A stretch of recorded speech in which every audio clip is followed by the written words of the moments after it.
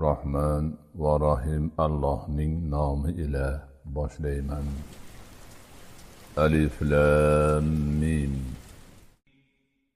Ushbu kitob unda hech shubha yo'q, taqvodorlarga hidoyatdir.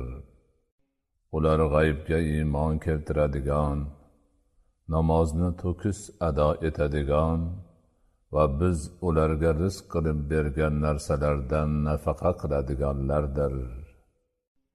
Hamda senga nozil qilingan narsaga va sendan oldin nozil qilingan narsalarga iymon keltiradigan va oxiratga aniq ishonadiganlardir. Ana o'shalar Robbilaridan bo'lgan hidoyat uzradirlar va ana o'shalargina zafar topguvchilardir.